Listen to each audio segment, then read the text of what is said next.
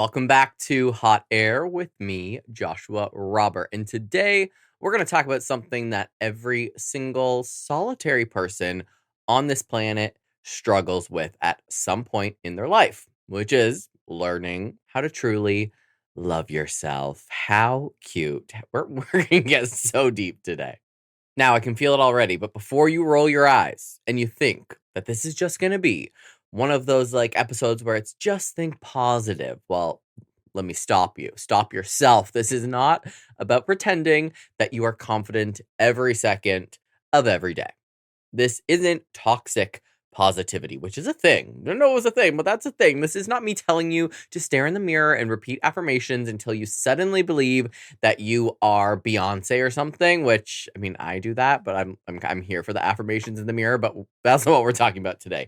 Real self-love is so much more complicated than, those easy little one-stop shop fixes. So today we're going to break down why so many of us struggle with self-worth in the first place, how our inner critic lies to us almost every single solitary day, the impossible beauty standards that we place upon ourselves, which is very important, especially within the LGBTQ plus community, and why comparison is quietly stealing our happiness. We're going to talk a little bit about how to stop constantly chasing the next milestone instead of enjoying the life that you are already living, which highly likely you've worked very hard for, and why the relationship you have with yourself is the foundation for every other relationship that you will ever have. So we're getting a little deeper than Beyonce affirmations in the bathroom mirror. But again, I don't want this just to be another podcast that you listen to and forget about by lunchtime. So throughout today's episode, I'm going to be giving you practical exercises, challenges, mindset shifts. I live for a mindset shift that you can actually start using ASAP. And my hope is that by the end of this conversation, you won't just feel inspired. You're going to leave or end this episode with some real tools that every once in a while you'll be like, oh, I remember Josh told me to do that. Maybe it'll help you be kinder to yourself, more present in your life, more confident in who you already are. And listen, it's hump day, okay? Never have I ever. I was really hard on myself actually earlier today, which is kind of interesting that this episode is falling on Wednesday because straight up with you, what am I in high school? Being straight up with you, proper grammar here. I went to the beach on Sunday and I got really drunk with my best friend Natalie. And Monday was a day that I just voided. I stamped void. This day doesn't count. I was miserable. I wasn't even hungover. I was just had no emotion. I had nothing to give. And some days I record podcasts on Monday and they come out on a Tuesday. And then yesterday I was just like, I have nothing. I have nothing to give. So today is a Tuesday. I felt really guilty about it. I was like, you never missed a single day, a single Tuesday of Hot Air since you started it a year and a bit ago. What the hell? I was beating myself up. And then I was like, mindset shift. I haven't missed a single Tuesday. So for me to, over a year, to only miss one Tuesday and have an episode come out a day later, that's the silver lining here, is that I've only missed one Tuesday, not you lazy bitch, you've only missed one Tuesday. Why would you even bother? So I kind of find it interesting that the theme and the topics of this episode also align with, the negative self-talk, your self-worth. We're back on that birthday train, back on the positivity.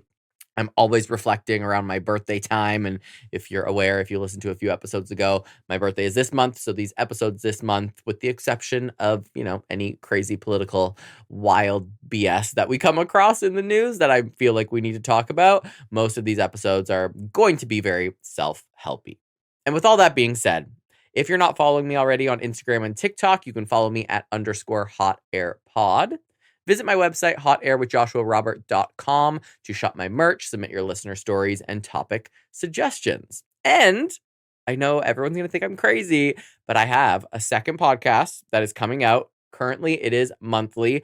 This is way more of just a passion project, and it absolutely has nothing to do with Hot Air, although it is under the Hot Air network, because I hope to keep growing Hot Air, maybe have some other hosts, other podcasters, just keep the Hot Air growing. And this one is called Screaming, and it is a horror movie or horror podcast. So every month I'm going to be talking about the newest horror movies that I've watched, because I'm always on top of the horror movie news.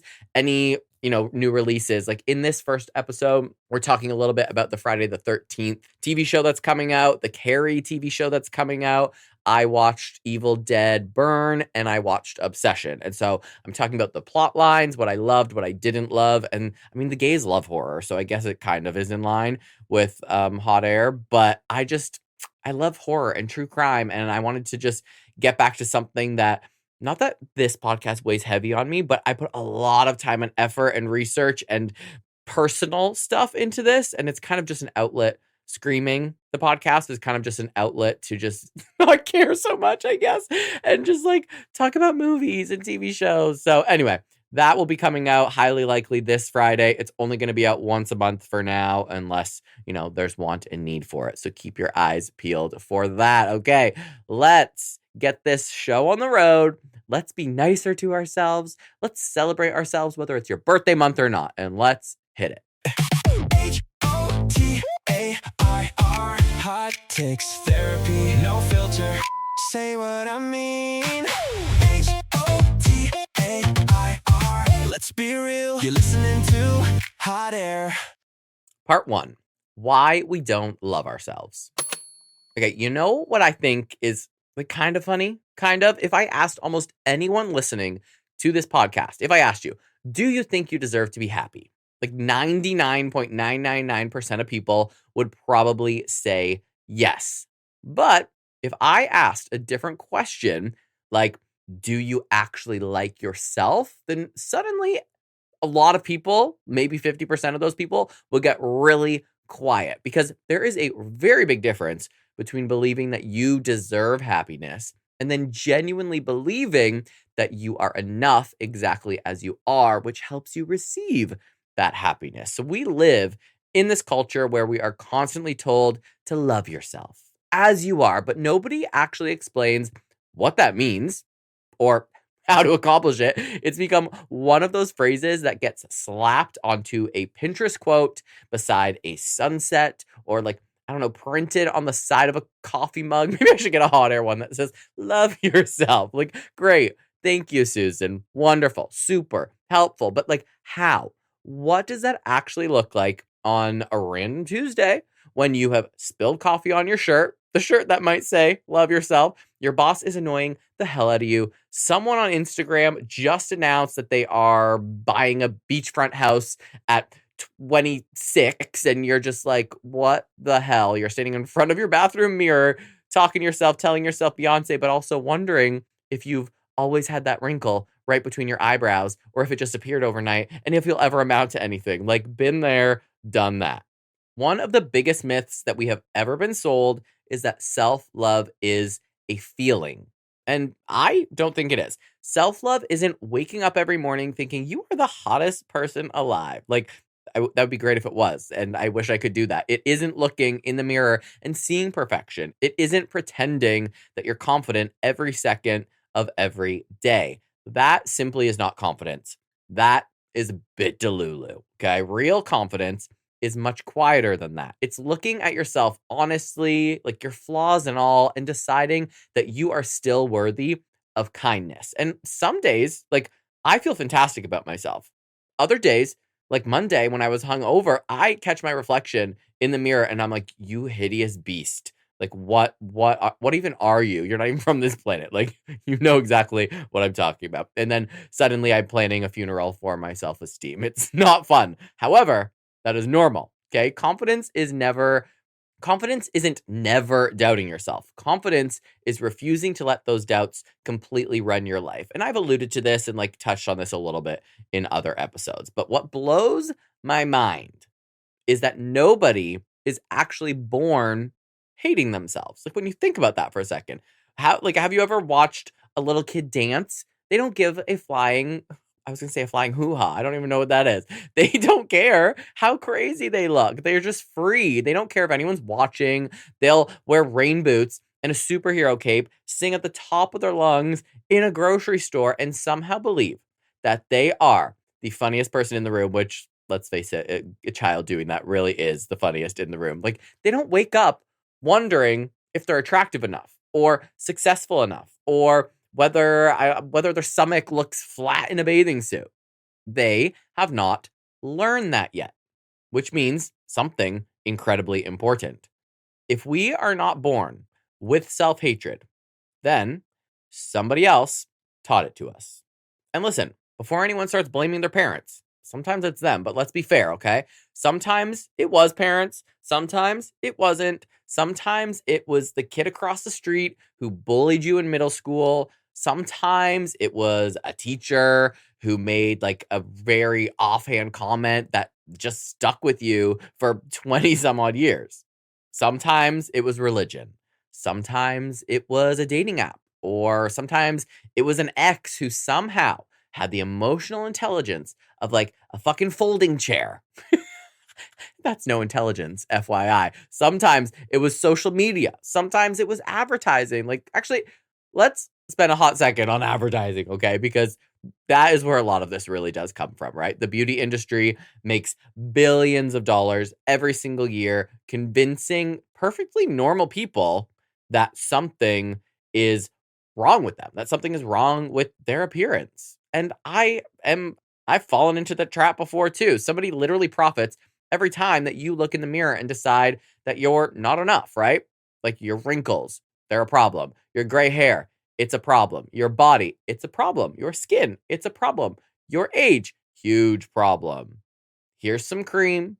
Here's a pill. Here's a surgery. Here's a filter. We've somehow normalized the idea that existing as a human being is one long list of defects that are just waiting to be corrected. And I know that's a little rich coming from me, okay? Because I work out, I pay to have my face shot up, I have filler in my lips, I probably have some leftover filler somewhere else in my face. I got Botox in my face, like I get my hair cut often. Like I fall into these traps. I only wear Lululemon athleisure clothes because I've fallen into the fucking trap. So I am guilty as charged, but first step is acknowledging it. Like, I do let my grays grow. I don't think I'll ever dye my hair. I think I'm going to let myself become a salt and pepper daddy. Like, as long as that we don't go completely overboard and let the advertising ruin our lives, right? And on top of that, most of the advertising comes from social media. We know, like, don't even get me started. Instagram is basically everyone standing in a room yelling, look how amazing my life is. Again, guilty as charged, like very curated posts, okay? But like, we're all still secretly Googling how to stop comparing yourself to strangers. And that is also wildly fascinating. We scroll through hundreds of carefully curated moments every day and somehow convince ourselves that everyone else woke up looking flawless. They landed their dream job. They found the perfect, picture perfect relationship, meal prepped for the whole entire month. They trained for a marathon, drank enough water, and still had time to journal about gratitude before 8 o'clock in the morning. You know those influencers. We see them posting their morning routines. I do love the ones that are spoofs and they're ridiculous. But those influencers that are like, I'm up at 4, I journal, I do this, I do that. That was probably one day and just for that video, honey. And then meanwhile, like, honestly, I'm over here, like, celebrating the fact that maybe, I don't know, I did my laundry or I remembered to unplug my iron before I went to work so my entire house didn't burn down. Like, that is success to me. Actually, what's success to me is that I don't have to walk back upstairs to my apartment to check that my iron is unplugged because I really focused in on it and made sure. But there's many days I get out of my car and I walk back up 3 flights to my apartment to make sure my iron is unplugged and I didn't even use it. But I don't want to burn my house down with my dog in it. Now, a big focus of this episode, of course, will be LGBTQ focused, and the queer community isn't immune to any of this. In fact, I think if we're being honest, we're like even worse, and it all makes sense, and it's okay. Like, hello, I'm gay, and I'm one of the worst, but we talk a lot about acceptance. I think we made incredible progress, but let's not pretend that there are not absolutely impossible standards floating around within the queer community that makes living way harder. You got to stay young. You got to stay fit. You got to stay funny. You got to stay successful. Be fashionable. Be sexually confident, but like not too confident. Also, you have to be masculine, but not toxic masculine, but like mask for mask. Be emotional, but not needy. You got to have abs, but also like eat some food, like have money, have a passport, have a dog, have a perfectly curated, beautiful apartment with an expensive espresso machine, which I was shopping for on Amazon the other day and I didn't buy, but it should be sitting on a marble countertop because apparently coffee tastes better when you're drinking it off of an expensive ass kitchen countertop. Whew, there is a lot to follow there. There's a lot to keep up with. And somewhere along the way, we stopped trying to become happy and we started trying to become impressive. And here's the thing, I wish somebody had told me most of this years ago. Most of the insecurities that you are carrying around are not actually yours. Mine aren't actually mine. They were handed to me. Somebody else decided what beautiful looked like. Somebody else decided what successful looked like. Somebody else decided what aging should feel like. And somebody else decided what your timeline was supposed to be. And then we just like laid down and took it. We accepted those rules without ever asking whether we really agreed to them or not. That's absolutely insane when you really think about it. Imagine you walk into a restaurant, letting the stranger at the table next to you order your dinner. Then you get upset because you don't like what they chose. It's exactly the same thing. That's basically what we do with our lives. We let society define success and beauty and happiness, relationships, careers, what everything should look like. And then we wonder why we constantly feel disconnected from ourselves and unhappy. And I just got full body chills, fully understanding that and saying it out loud with my motherfucking chest. Like, everything we know is what we are taught. And that includes the pressures we put on ourselves. But we can change them. We don't have to be that way. So, with all that being said, that was like a very Cliff Notes version of where did this bullshit all come from? But like, here is an exercise that I think would be really helpful and that I want you to do this week. So it's not, hopefully, one of those cheesy exercises. I mean, I'm not going to tell you to stand in your living room with your eyes closed, screaming that you're a badass bitch at the top of your lungs until your neighbors call for a wellness check. That's not what we're doing. But what I do want you to do is, if you're not driving, or, save this in your mind for later, take out your phone, grab your notes app, grab a notebook if you're one of those organized people who uses beautiful stationery. That is not I. But I want you to write down or type out 5 things that you're insecure about.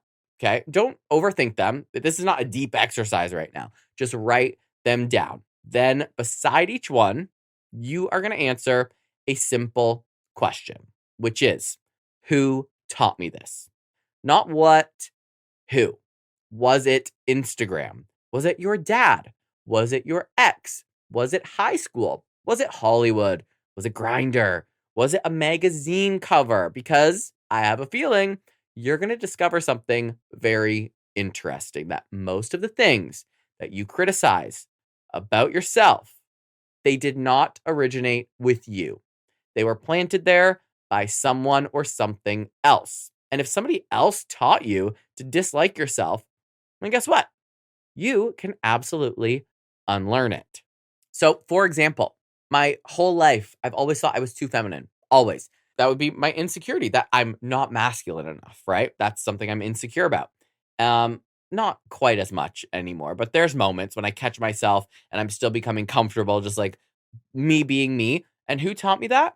The bullies in high school. Also, who taught me that? Society, Also, who taught me that? Probably all of my male cousins and uncles, not knowingly, not intentionally, but I was brought up in a world where everyone played sports, hockey, baseball. They were rough, they were tall, they were broad, they were butch, and I was never masculine enough, even though I tried all of those things. So that's the very simple, kind of simple answer. Perhaps when I have therapy on Thursday, I'll talk about that stuff. But my insecurity is that I'm not masculine enough. Who taught me that? Bullies. Really, bullies. And that's it. Don't overthink it. That's the answer. We can get to the hoo-ha later. And then I can unlearn that. And that is where the real self-love begins. Not by pretending that you're perfect, but by questioning whether you've been living by someone else's rules all along. Part 2. Your inner voice is a liar. I want to ask you a question, and I genuinely want you to think about it for a second, okay? You can pause this episode, but who is the person you spend most time talking to every single day?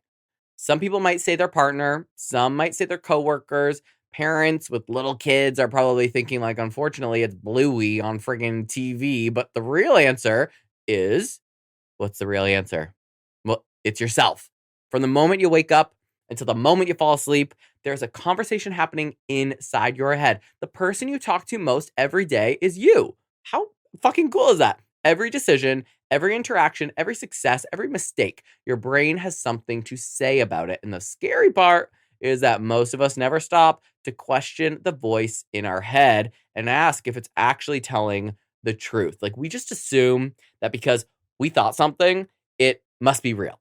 But if there's one thing therapy taught me, and honestly, one of the most life changing lessons that I have ever learned, it's that your thoughts are not facts. And if anyone's been to therapy, their therapist has probably said that to them. Your thoughts are not facts. Like, read it again, say it again, speak it again. Your thoughts are not facts. It completely changed my life.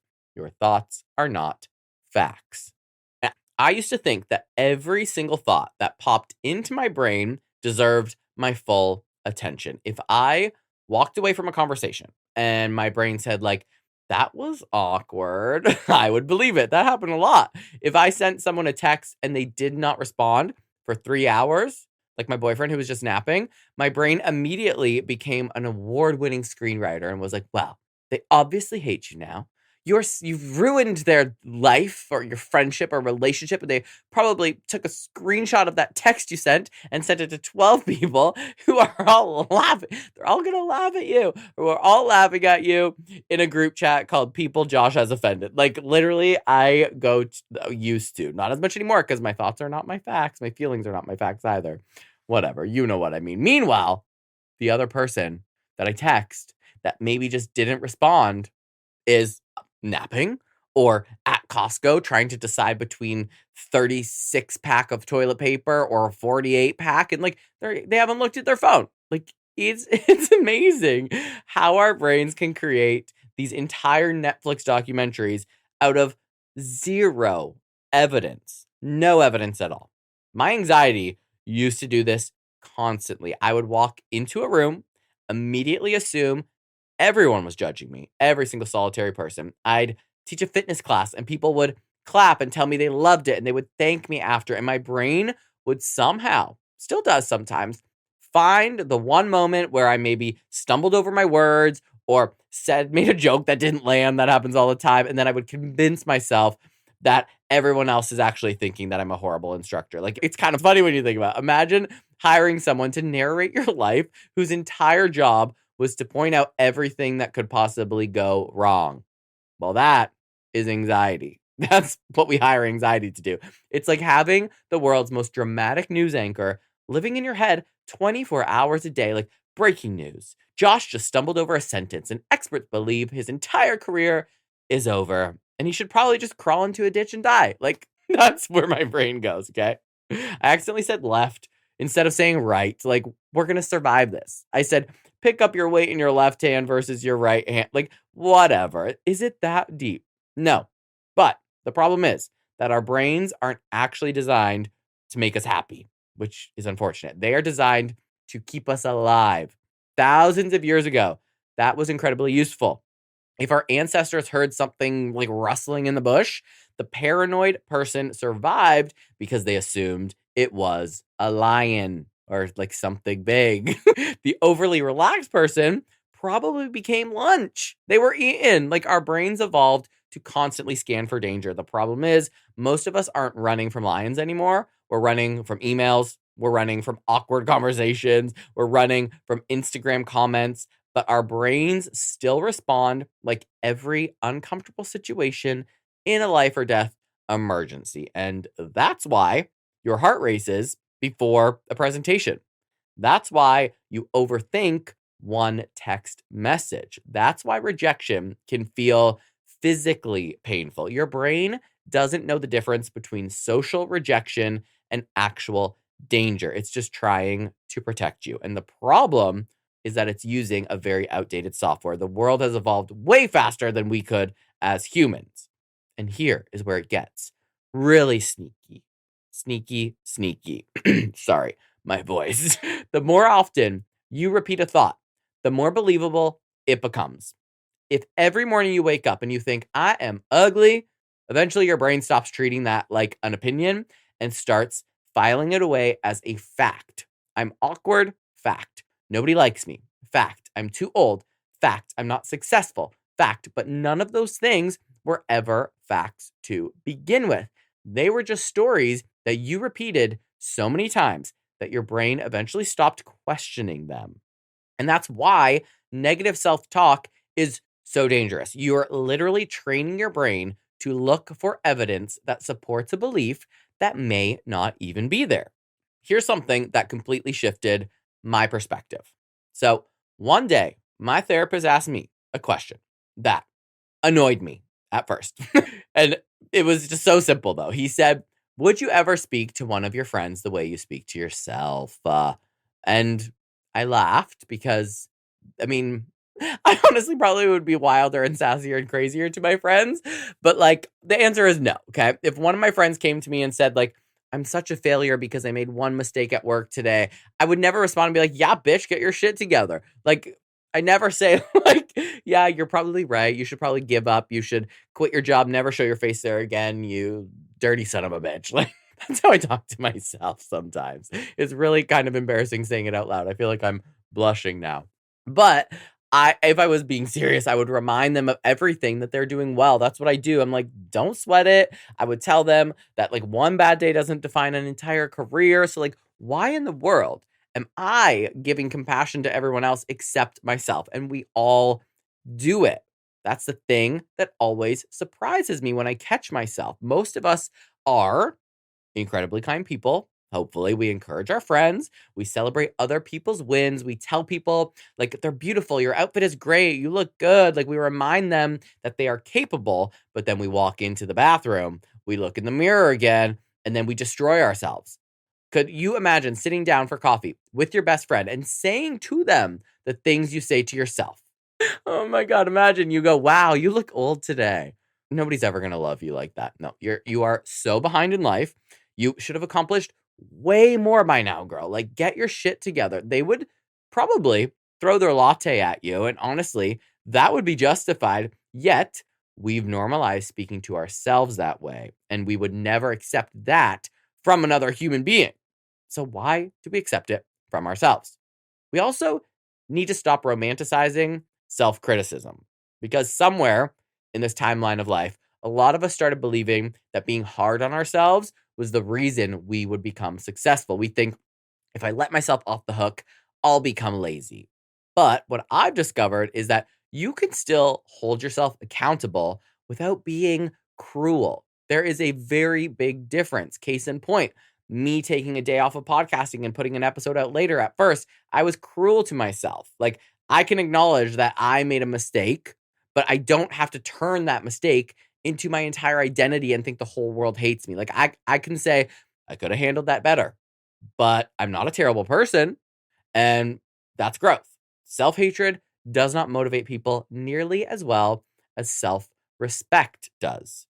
And one of my favorite examples of this is learning a new skill. When you think about a toddler who's learning to walk, right? They fall all the time. They got wobbly ass knees. They don't know where they're going. They fall hundreds of times. Imagine if every time they fell, someone walked over and says, "Wow, little baby, maybe walking just like isn't for you. Have you ever like considered just giving up?" Like, doesn't that sound absurd? Because we understand that falling is part of learning, but then when we're adults, trying new things once and then failing, immediately you decide that you're not talented enough. Like, we expect ourselves to master things instantly while forgetting that literally every skill we've ever developed required us to be extremely bad at it first. Unless you're a Leo who's good at everything. No, I'm just kidding. But like literally everything we suck at first, and then it gets better. So here's your challenge this week. And this one can be uncomfortable, but that is also exactly the point. Every time you catch yourself having a negative thought about yourself, I want you to pause and ask one simple question. Would I say this to someone I love?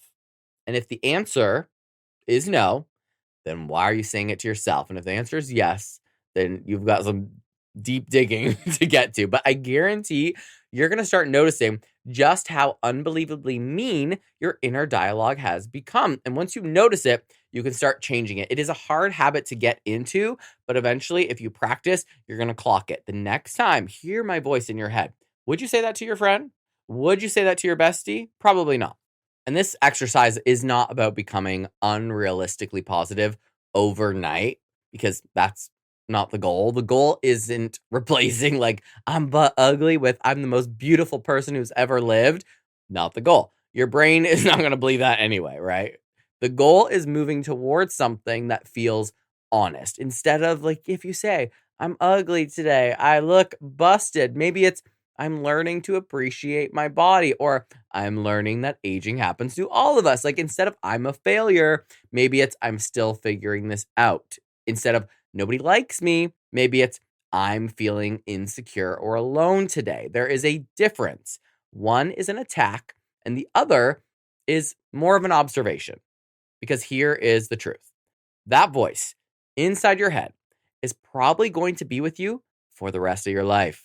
You don't get to choose whether it exists, because if it exists, you exist. But you absolutely get to decide whether it becomes your biggest bully or your biggest supporter. And trust me, life is already hard enough. We got enough bullies. You do not need to spend time fighting the one person who's been with you since the very beginning, which is yourself. Part 3, body image and beauty standards. And I mean, a few other things. Now, it's time to talk about something that affects every single one of us, whether we admit it or even acknowledge or know it or not, which is body image. And again, don't roll your eyes at me, okay? Because you think this is about to become one of those everyone is beautiful speeches, but relax. That's not where I'm going. This isn't toxic positivity. I'm not going to sit here and tell you that every morning I wake up and look in the mirror and I think, damn, Joshua, you magnificent ass specimen. Like, absolutely not. There are more times than not where I don't love the way I look, where I catch myself in the gym mirror under those fluorescent lights. Like, you know, the ones. I hate fluorescent lights with a passion, but they make everyone look like they have not slept since 2018. Okay. But I go like, wow, this lighting should be illegal. And then, I mean, then there's other times at other gyms that I'm feeling myself, right?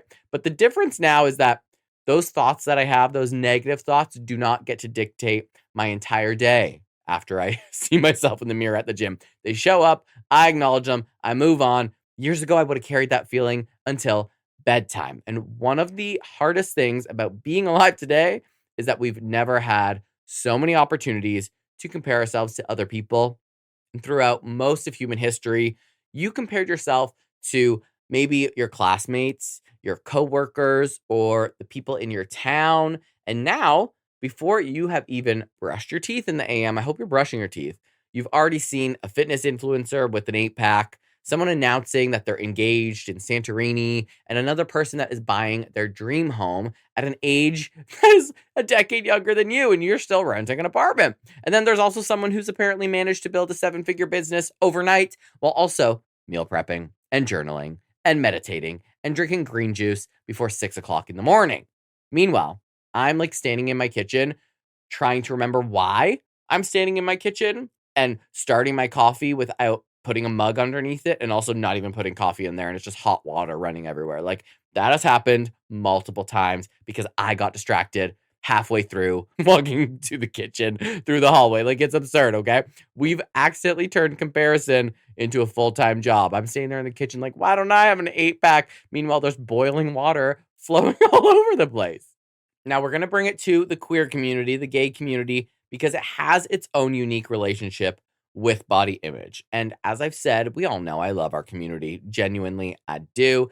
It's creative, resilient, hilarious, and full of people who have built families out of friendships when the world told them that they did not belong. I feel like I need some beautiful music behind that little spiel. But I also think we need to be able to call ourselves out when something is not healthy. That goes with everything. You can love something but want it to be better. Sometimes it feels like we've replaced one impossible standard with another, right? Instead of trying to fit into these heterosexual expectations, we're trying to fit into gay expectations, which now currently is to be muscular and lean and young and stylish and have that great skin, perfect teeth, great hair, travel constantly. That's such a big thing. Drink expensive coffee, have a beautifully designed apartment with plants that somehow never die. Mine are all dead. Be effortlessly successful while pretending you're not even like trying that hard. It is so exhausting. And at some point, we have stopped asking, am I happy?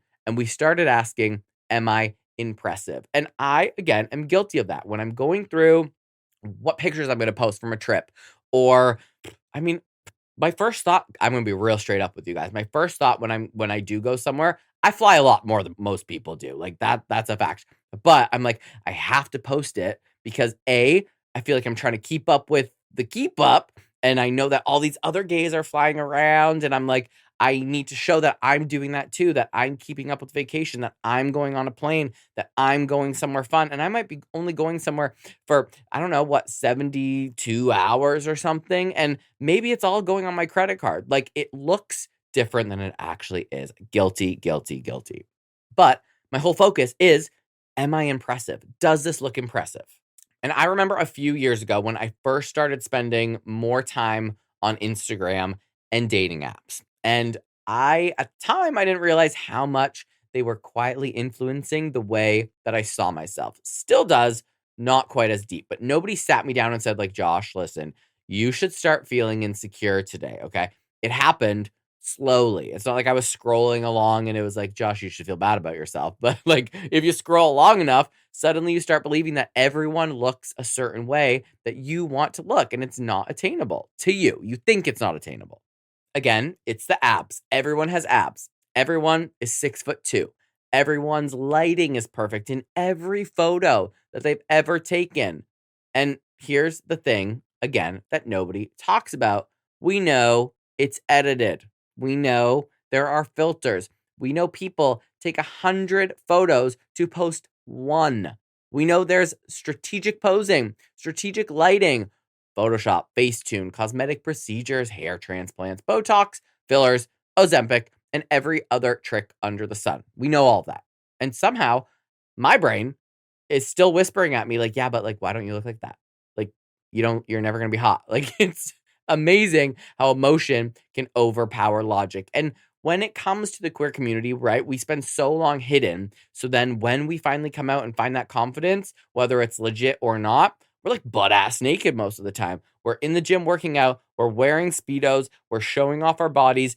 And then people like me who are, I feel like I might be a little bit stunted in the sense that I didn't find that confidence too much later. There's people that are 25 that are so much more confident than me and run around in their little skimpies. And I'm like, they look great. Why can't I do that? Like, I've never even worn a Speedo in public. I just ordered one.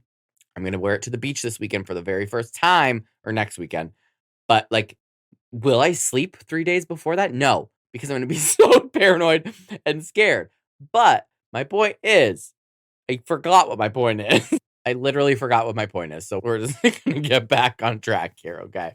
Oh, my point is that gay people are much more free when they come out because it's like an explosion. You're exploding out of the closet and you just want to let your freak flag fly. And you're like so excited that you're out and that you're finally living your life. And that manifests physically, right? So then when I'm going on Instagram and I'm seeing all of these gays that are so fit, that are sharing all of these positive things about their life, rightfully so, celebrate it. It makes some of us feel bad or tell ourselves that we're never going to be like that. But again, it's all curated, it's edited. Like my pictures are edited.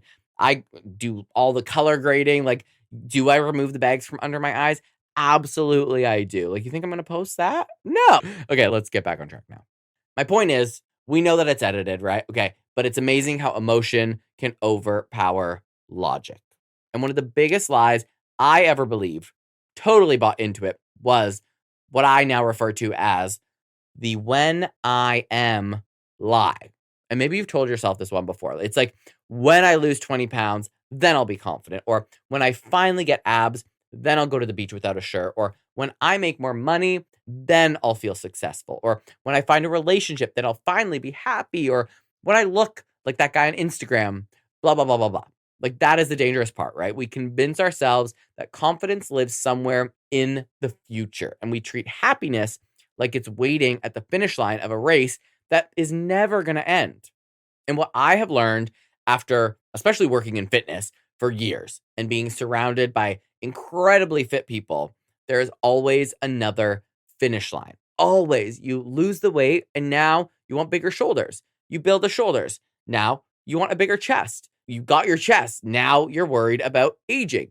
So you fix your skin or you get facials or you get laser treatments. And then now you're worried about your hair. And then you find a boyfriend and now you're worried that he's going to leave. And it's never really about your body. It is about the belief that finally, right? Finally, you'll be enough. And the problem is that your confidence is built on changing yourself physically most of the time. You're never going to actually arrive because your brain just moves to the next goalpost. And sometimes that's okay though, right? Like I did a whole Balkan cut a few years ago where I gained, oh my God, I was like 20 pounds heavier than I am now, intentionally. I was like stuffing my face, lifting the heaviest weights I've ever lifted. And then I did a cut and I lost most of that, but I held on to the muscle. And like, I liked it. Wasn't a sustainable lifestyle. There was a point where I was like, oh, you're like too lean. I wasn't a fan of it, even though like you could see my muscles, whatever. And then my goal was, oh, I want to work on my shoulders. And now like I like where my shoulders are. Could they be bigger? Yes. But then I'm like, oh, I want to work on my upper chest. There's always going to be other things. But when it becomes an obsession and your negative talk, that's when it's not positive. We should always have goals. We should always be striving towards something, but not if it's, oh, once my shoulders are broader, then I'm going to be perfect and hot. Once the top of my chest is a little bit heavier, a little bit more filled out, then I'm going to feel confident. It's not a then. It's not a I will do this and then this will happen. So if the goalposts aren't constantly moving in a way that is preventing you from feeling confident, then great. But if the goalpost is moving because you think that your next goal is going to make you feel confident, that's where we run into some wishy-washy areas. And one of the funniest things that I have discovered is that people we think are the most confident are not, right? And I think a lot of people realize that and know it and understand. And especially, again, working in gyms has shattered that illusion for me. Like I've met unbelievably attractive people, right? Who are like so insecure. The guy with abs, the craziest abs you could wash your entire body on, wishes his arms were bigger. And the guy with huge arms is feels like he's too short. And the guy with the perfect hair is terrified of losing it. The influencer with 500,000 followers wonders why someone else has 1,000,000 follows. And insecurity doesn't magically disappear when you become conventionally attractive. It just finds something new to obsess over. And that's why chasing perfection is such a losing game. Perfection is a moving target designed to keep you running forever. And frankly, designed to keep clothing and fashion and hairstylists in business. Now, here's something that has changed my relationship with my own body. So when I stopped asking, how does my body look? And I started asking, what does my body allow me to do? That is such a different conversation. My body lets me teach my fitness classes for 10 hours a week and then personal train another, 12, 15 hours a week. And it allows me to push people beyond what they thought they were capable of. It lets me travel the world. It lets me dance, paint, hike, which I don't do that much anymore, record this podcast, hug people I love, walk my beautiful dog Brooklyn every day, just down the street because she doesn't like to walk that much. But my body isn't just something to be looked at. My body is the vehicle that is carrying me through my entire life. And imagine buying your dream car and spending every single day criticizing the paint job instead of appreciating where it's taking you and that it's your dream car. That's what so many of us do with our bodies. Now, don't get me wrong. There is absolutely nothing wrong with wanting to improve your health or get stronger. But that's literally what I do all day, every day. And I realize I'm doing it in fitness. I do it in, with the podcast, with some mental health stuff. I do it in my relationships with people. And I realize that I'm really, even in my marketing, what I'm doing is helping people create their vision, helping people create their optimal self, whether it is their body, whether it is their mindset, whether it is their business that they're trying to get to the next level. Like that's really what I've been doing, right? And because I do that for a living, I always tell my clients the exact same thing, that the motivation matters. Like, are you exercising because you hate your body? Or because you love it enough to take care of it. Like those are very different journeys and they lead to completely different destinations. One is coming from punishment because you don't like yourself, and the other is coming from respect because you want to live a long, badass life. So, I have another challenge for you this week. And I think this one might be the most powerful exercise that we have done so far. And I'm not talking squats, okay? I want you to open Instagram or TikTok or whatever app steals your time for most of your day and unfollow one account. Just one. Not because they've done anything wrong, not because they're a bad person, but because every single time that they appear on your screen, you feel worse about yourself. And listen, I do this. I will scroll through, and if there's an account that I'm like, oh, why can't I look like that? I will unfollow it. But if I see a guy who could look exactly the same, but his content is more motivational and makes me feel like, oh, I want to meet that standard. I want to work out. I want to try that exercise or something like that, then I'm not going to unfollow it. So first, unfollow one account, unless it's hot air. Don't do that. Then ignore this exercise, okay? But then I want you to find someone who inspires you instead of intimidates you and follow them. It could be someone who teaches you something, someone who makes you laugh. I love Instagrams that make you laugh. Comedians, those are the ones I follow the most. We all need a little more laughter. It could be someone who reminds you to live instead of constantly measuring yourself against an impossible standard. Like your social media feed is quite literally like your diet. It's your diet for your mind and your self-worth sometimes. If you spend all day consuming things that make you feel inadequate, eventually your self-esteem starts reflecting what you have been feeding it. Okay, and before we move on, I want you to remember something because I genuinely think somebody listening probably needs to hear this, maybe even myself. Your value has never been determined by your body fat percentage, ever. Not by your jawline or your age, your height, the size of your biceps, or how many messages are waiting for you on dating apps or in your DMs on Insta, okay? Those things might change throughout your life, and they will. They will. But your worth doesn't change with them. The goal was never to become the most attractive person in the room, okay? That should not be the goal. The goal should be to always become the person who feels at home in their own skin, whatever that means to you. And I promise that's a much more beautiful way to live. Part 4, stop chasing your life. Now, I'm going to tell you something that I have realized about myself. I have absolutely no idea how to relax. Okay, seriously, my brain has approximately 700 tabs open at any given moment. Okay, I'm thinking about my next podcast episode, my next painting, a marketing campaign, a new fitness program, my website that needs to be updated, my relationship, my next trip, whether I remember to answer that email or not. I need to book my dog's nails to get cut. I have to bring my car in to get an oil change and get the tires rotated. I got to clean my apartment before my boyfriend comes and visits next week. Like if I should start another business, not even kidding. Also, should I write another book or start a new book? Should I start a third, fourth, fifth podcast? Like these are literally the things, I'm not joking, that instantly popped to my mind when I woke up at 5 a.m. this morning and then continued cycling through my brain on my drive to work. All of those things on my list, also the groceries and the things I need to get from the store. It never, ever ends. And then sometimes I get so overwhelmed by that I just go, I'm not doing anything. Like yesterday, Monday, when I didn't record the pod, I sat around. I did nothing. I don't even think I watched TV. I literally sat there on my phone for most of the day.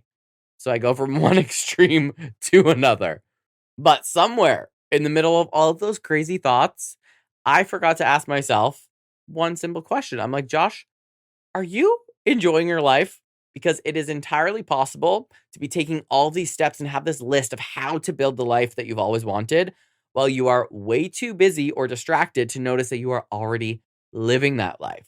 I think ambition is one of the greatest gifts that you can have. It pushes us to create and learn, grow, take risks. Like I would not be who I am or where I am today if I was not ambitious. But ambition has a very dark side that we don't talk about quite enough. Like it convinces you that your life is always waiting somewhere else. Kind of the same theory of I'll be this when somewhere just over the next hill. Like once you accomplish this, then you'll relax. Once you hit this income, then you'll be happy. Once your business takes off, then you'll take a vacation. Once you lose the weight, you'll buy the clothes. Once you find a relationship, then you're going to feel complete. Once your podcast goes viral, you are going to be laying back and like bathing in Mexico in the sun for a little bit. Like it's always once, once, once, once. Once something becomes this, then something becomes that. Happiness keeps changing its address and forgetting to leave you a forwarding number.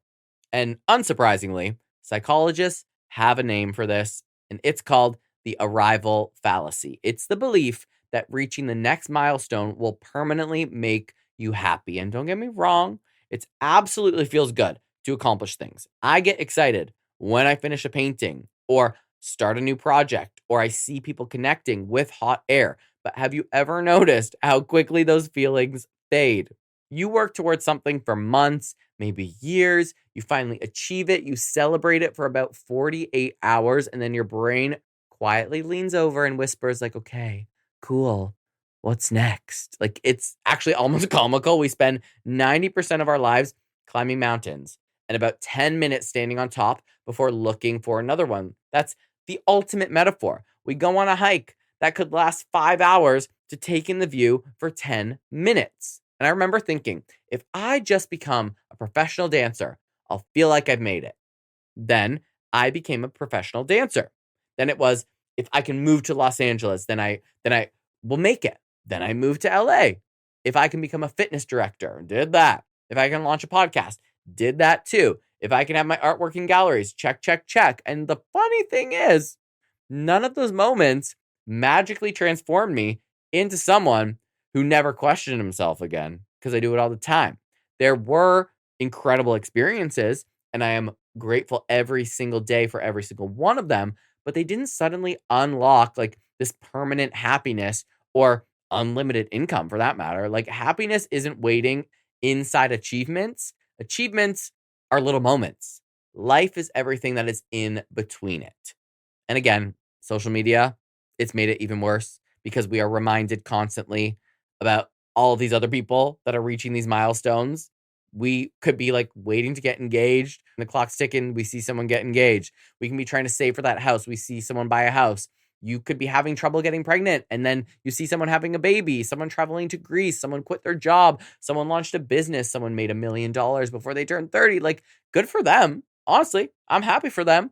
But if you're not careful, your brain is going to start treating everyone else's timeline like it is supposed to be your timeline. Suddenly, you're 35 wondering why you're not married, or you're 28 wondering why you don't own a property, or 40 wondering if it's too late to start over, or 50 or 60 wondering if you should even start that new project. Like, but who says who, right? Who made these rules that you can't do it whenever you want? Is there some committee that meets every Jan to decide what every human on earth should accomplish by each birthday or each decade? Because if there is, I would like an invite to that committee, because I always remind myself, Oprah didn't make it till she was like 42 or something like that. So there's still time. Okay. One of the greatest lies we've ever believed in life is that life is linear. There's one correct order. You graduate, you get the job, you find the partner, buy the house, have the kids, you retire. Like, the reality is life is so messy. And some people find love at 20. Wonderful. Some find it at 60. Some people discover their dream career after getting fired. Some people become parents. Some don't. Some change careers 5,000 times. Some move across the world at 50. Some finally come out in their 70s. There is no universal timeline. There is only your timeline. And the sooner that you stop comparing your chapter 3 to somebody else's chapter 12, the sooner you'll actually start enjoying your own story. One of the big things here is money, finances. One of my clients who is very rich, loaded, is 44. I'm 37. I'm about to be 38. Don't tell anyone. But I started being like, oh, he's like not that much older than me. And he has multiple homes around the world, pays me a shitload of money to train him. Like, fuck, I'm behind. But I don't know where he came from. I don't know if he came from money. I don't know if he just happened to win the fucking lottery. Like, maybe he won the lottery. I don't know. But I stopped myself from going through that comparison thing, because you don't know people's history. You don't know how they got to their chapter 12 while you're still on your chapter 3. And so much of our lives, we spend that time looking backward or looking forward, that we completely miss the only place where life is actually happening, which is right now.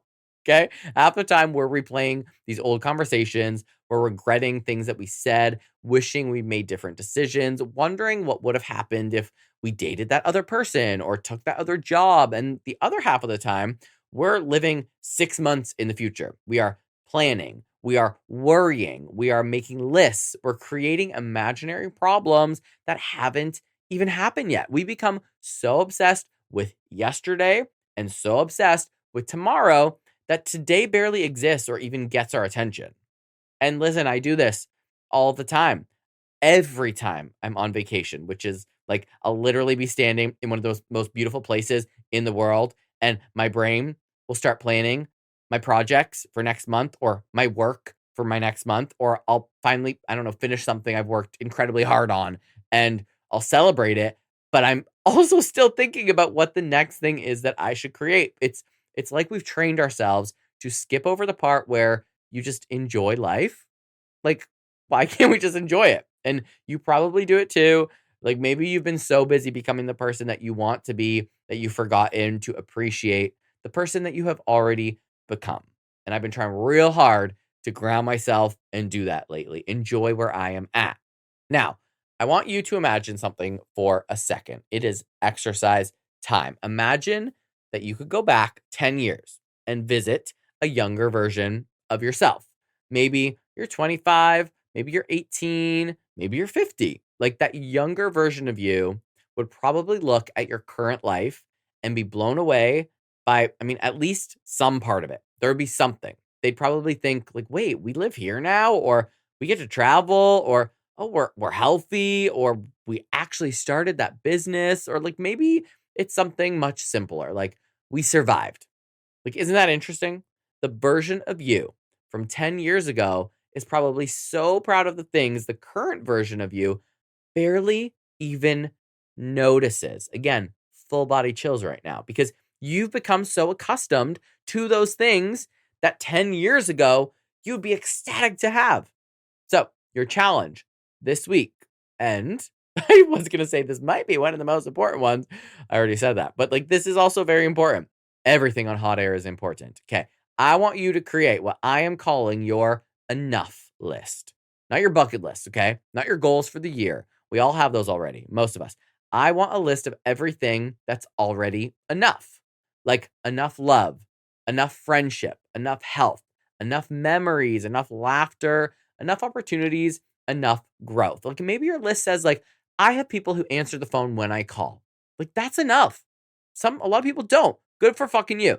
I have a safe place to sleep. That's enough. A lot of people do not. I have a body that carries me through the day. That is enough. I have the ability to start over if I need to. That is enough. Because here's what I've learned. Gratitude does not kill ambition. That's a myth. If you've ever heard that, it's a myth. You can still chase incredible dreams while appreciating where you are standing. And that is something I am working on a lot lately.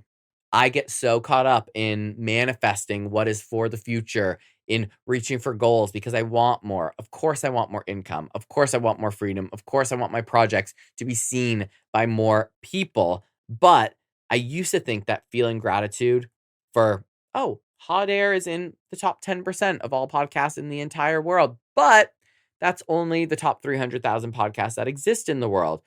That thought process I used to think would prevent me from reaching heights, new heights. But when I kind of flip it and change that perspective a little bit and approach it from a lot of podcasts only do a few episodes. They usually all stop after 3. Some of them post podcasts and they get 0 listeners, and people usually give up after about a month, right? And so I'm going to celebrate and have gratitude for what I have accomplished while, of course, still reaching for the future. But my gratitude for now doesn't prevent me from reaching bigger goals. So yeah, you can still chase incredible dreams while appreciating where you're standing. You can still build a business while being grateful for the one that you already have. And you can still want a relationship while loving the life that you've built on your own. And you can still work towards becoming stronger while appreciating the body that has gotten you this far. I always say a lot of people are in the ground. My best friend Lindsay from high school, she's dead. Okay. Everyone, spoiler alert. RIP, babe. But like, she's dead. We have all made it. If you're listening to this, you've made it a lot farther than she has. Not farther. Did I say farther? You've made it farther than she has. And just know she would laugh at that. She would laugh at everything I ever say about her. Now, the healthiest people that I have ever met are not the ones who have stopped dreaming, but they are the ones who learned how to celebrate today without putting their entire happiness on layaway until tomorrow. Part 5. Date yourself first. Now, can we all agree that dating is absolutely unhinged now? Like, I don't know what happened, and somewhere between meeting people organically and swiping on strangers while sitting on the toilet, we have completely lost the plot. We have more ways to connect than at any other point in human history, and somehow loneliness is at an all-time high. Like, come on, the apps we have, Instagram, Facebook, TikTok, Hinge, Tinder, Bumble, Grindr, Scrub. I mean, like, if aliens landed tomorrow, I hope they do, they probably assume that humans spent their entire existence trying to find someone to have brunch with. Just some one random person. Yet, despite all of these options, so many people are walking around feeling like they are not enough because somebody they've never even met didn't respond to a message. And I've been there, right? I think most of us have. You send someone a message, they don't reply, and suddenly your brain starts connecting dots that don't even exist. You think maybe I'm not attractive enough, maybe I'm old, maybe I'm too short, maybe I should have said something funnier. It's amazing how quickly we allow complete strangers to become the judges of our worth. Think about how ridiculous that actually is. Like, you are letting someone who knows approximately 12 photos and 2-line bios about you decide how you feel about yourself. That's like letting someone review a movie after watching the trailer. But we hand that power over, don't we? One of the biggest mistakes that we make is believing that finding someone else will finally fix the relationship we have with ourselves. Like, we tell ourselves all the time, if you're single, like you say, once I meet the right person, I'm going to finally feel loved. But like, here's the thing, okay? If you don't believe that you're lovable before the relationship, you'll spend the entire relationship looking for evidence that the other person is going to leave. You'll overthink the texts, you'll question the compliments, you'll assume the worst during every disagreement. And not because your partner is necessarily doing anything wrong, but because you've brought your own insecurities into the relationship. Relationships don't magically erase insecurity, though, okay? They usually expose it. And like, I've seen a lot of things lately that are like, you don't have to be fully healed to find love. And that is 100% correct. I'm pretty sure I've said that before on this podcast. I think it's important to be on your healing journey, but like, you're not going to all of a sudden be, you're going to think you're complete. You're going to think you're healed. You're going to think everything's hunky dory. And then all of a sudden you're going to find a boyfriend or a girlfriend. Like, that's not how it works. And all those insecurities, they will still pop up. All those issues, over analyzing a text, that's still going to pop up, but in a different way. Just because I feel like I'm in a secure, loving relationship currently doesn't mean I don't overanalyze a text sometimes. Like, come on, I'm still human. Motherfucker. Now, one of the healthiest shifts that I've ever made was realizing that my relationship with myself sets the standard for every other relationship in my life. Again, think about that, okay? If I constantly cancel on myself and ignore my needs, criticize myself, never celebrate my wins, never rest, never forgive myself, why would I expect someone else to treat me differently? We teach people how to love us by the way we love ourselves. And that is a hard pill to swallow. Sometimes it's very subconscious too, okay? Like, it means we actually have more control than we think. So another question from therapy that completely changed the way that I think about self-love is, if you were dating yourself, would you want a second date? There were times when I wouldn't. I would not, right? But seriously, like, imagine you are your own boyfriend or girlfriend, or you're your own person you're going on a date with. Would you enjoy spending time with you? That's a valid question. Would you trust you? Would you feel supported by you? Would you feel safe with you? Would you feel encouraged by you? Or would you constantly feel criticized? Because listen, some of us are incredible partners to everyone else except ourselves. We would never dream of speaking to someone we love the way that we speak to ourselves. Imagine your partner came home excited because they got a promotion, and your response was like, well, it probably wasn't that competitive anyway. We all do that. Oh, we got the job. And then you think, well, I wonder how many people were in the running. Maybe they didn't have a lot of people apply. You wouldn't say that to your boyfriend or girlfriend or husband or wife or whomever, or bestie, when they tell you they got a new job. You wouldn't go, well, maybe there wasn't a lot of people that applied, right? They would dump your ass or end your friendship. Like, that's a hard no. And another example, imagine they got dressed for dinner and asked you how they looked, and you said, you could definitely lose 10 pounds. Like we say to ourselves all the time, we might grab on our waist, our little love handles. You would not do that. Relationship over. Yet those are the kinds of comments some of us quietly and not so quietly make to ourselves every single day. I've realized over the last few years that my confidence isn't built during really big moments. It's built through smaller, tiny little promises. Like every single time you tell yourself that you're going to go for a walk and then you actually go, you're building trust with yourself. And every time you say that you're going to start that project, you're going to start that podcast, you're going to start that painting, and you do it, you are building trust. And every time you keep a boundary, instead of people pleasing and letting bitches walk all over you, you're building trust. We always talk about trust as something you earn with other people, but we almost never talk about earning trust with ourselves. That's deep, right? I think that's where confidence actually comes from. Confidence is not believing that you're never going to fail. Confidence is believing that no matter what happens to you, you are going to show up for yourself the way you would show up for your friends or your partner or your family. I also think we need to stop waiting for someone else to validate the life that we are already living. I hear people say things all the time like, I don't want to go to that restaurant alone. I do that too sometimes. Like, but why? I don't want to travel alone. I travel alone all the time, preferred, but a lot of people don't. But why? I don't want to see that movie alone. I go to the damn. Now that I'm saying this, I'm like, I do a lot of this stuff alone. I go to movies alone all the time, but most people don't, right? Who made being alone synonymous with being lonely? Some of the happiest moments of my life have happened when I was by myself, right? Walking around a city with no plan, like going to fucking Greece and going to dinner by myself and being taken to the most beautiful table that overlooked the Acropolis at nighttime and just having wine shoved in my face. Like, beautiful, perfect.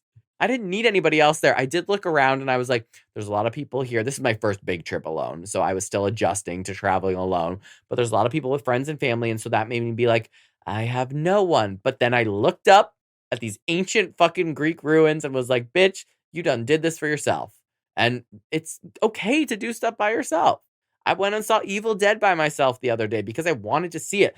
I am not going to wait for other people so that I can take the risks or the trips or the little day dates that I take myself on. I'm not waiting for anybody so that I can experience life.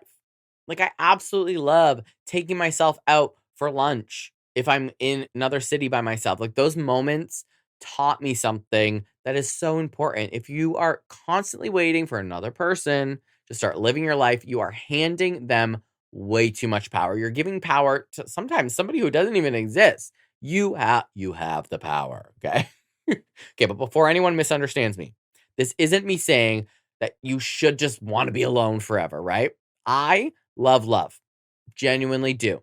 Relationships can be wonderful and beautiful. Healthy relationships can help us grow in ways we never imagined, but they should add to an already fulfilling life, not become the entire foundation of it. Your partner should be a chapter in your story, not the author of your happiness. Again, deep. I'm so deep today.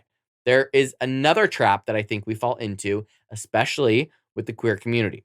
We sometimes mistake attention for love. Getting messages on dating apps feels good for about 5 minutes. Someone calling you attractive feels good. Of course, getting compliments feels good, but validation is like drinking salt water, okay? The more you rely on it, the thirstier you become. You are thirsty, bitch, because now you need another compliment. You need another match, another like, another message. Real confidence doesn't come from constantly asking the world, like, do you think I'm enough? It comes from answering that question yourself. So, I have another challenge for you this week. And some of you are going to hate it. And you're probably tired of me asking you to challenge yourself, which, if you hate it, probably means you need it, right? I want you to take yourself on a date. I'm going to do it. I will do it with you this week. Take yourself on a date, an actual date. Go somewhere you would genuinely enjoy. You just go get a coffee. Maybe you go walk through a bookstore, visit a museum, sit by the ocean if you're coastal, take yourself to lunch, leave your headphones at home, put your phone in your pocket, just spend an hour with yourself. And again, I have full body chills. When that happens, it means I'm saying something that is real and resonates with me. Because I do this a lot, but more so out of instinct. Like I don't take myself to dinner. So maybe I will do that. Maybe that will be my challenge, to take myself to dinner this week. But pay attention to something while you're doing this, okay? Are you comfortable in your own company? Or do you immediately start reaching for distractions like your phone? Because learning to enjoy your own presence might be one of the greatest gifts that you will ever give yourself. And I want you to leave that date with one question in mind. If nobody else ever told me I was worthy again, what evidence do I already have that I am worthy? Maybe it's the way that you survive things that should have broken you. And maybe it's the kindness you've shown other people. Maybe it's your creativity, your resilience, curiosity, ability to keep getting back up after life knocks you down, because life is hard. Those things don't disappear because someone didn't text you back. And here's what I know for sure: the longest relationship that you are ever going to have is the one that you have with yourself. Every other one, every other relationship will come and go. Friends will move away. Partners may stay forever, or they might not. Jobs change, cities change, bodies change, but you wake up with yourself every single morning, and you go to bed with yourself every single night.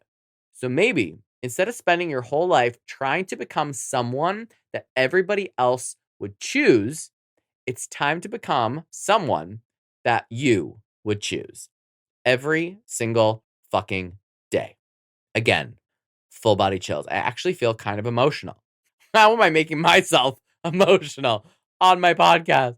That's hilarious. But if there's one thing that I want you guys to take away from today's episode, it is this: self-love is not something that you magically wake up with one morning, okay? It isn't a personality trait.